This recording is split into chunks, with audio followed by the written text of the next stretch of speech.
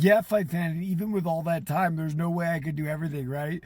So yesterday I was left with the unfortunate choice, or fortunate, depending on the way you look at it, of watching the undercard for the UFC or watching the undercard for Navarrete Suarez. And I chose Navarrete Suarez. Probably there's a lot of things to do with that. I haven't watched as much boxing lately. What's the other reason? It was in San Diego at the Sports Arena, right? Which now they call the Pachanga Arena, which is funny because that arena has shifted names 1,000 times. I've seen a million events there between concerts and fights and everything else. And so it drew me in, right? It's part of my youth. And as I watched the undercard for Navarrete Suarez, I was reminded again why the UFC is beating out boxing for popularity. And it's because boxing, the results are always predetermined. You can tell who is meant to win the fight by the dynamic of who's going into it. And then what happens is the fight's interesting, they're very close, and then the award goes to the guy who's supposed to win. So it's almost like boxing is a rigged result ahead of time. Even the main event, which I wasn't fortunate enough to see, I'll run it back today.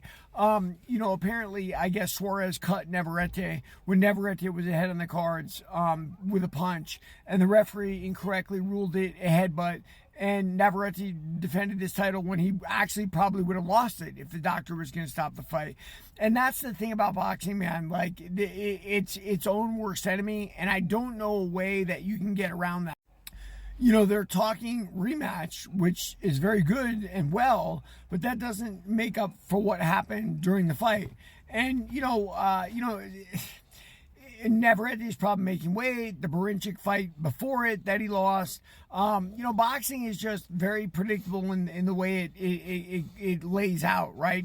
And I think we're seeing the end of Emmanuel Navarrete, unless he can go up to the late weight and keep that going. Although his style, which is a really long guy, but who brawls and doesn't really use that reach anyway because he ends up brawling it out, while very fan-friendly, isn't something that gives you a lot of longevity in the game typically. Now, it's already amazing enough that he's won 3 world titles in 3 different weight classes. And I was in prison when I saw him win his first one, which is against Isaac Dogbe, a guy from I think Ghana that they were looking to promote and put in a champion's position, and they weren't able to, and they got Navarrete instead.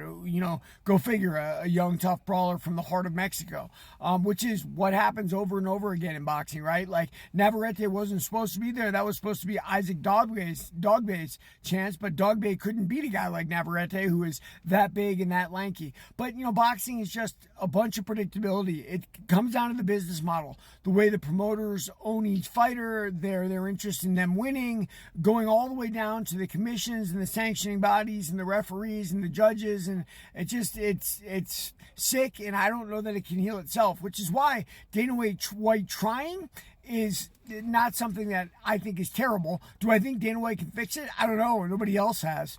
Read my book, Warrior of the Light, for more on that.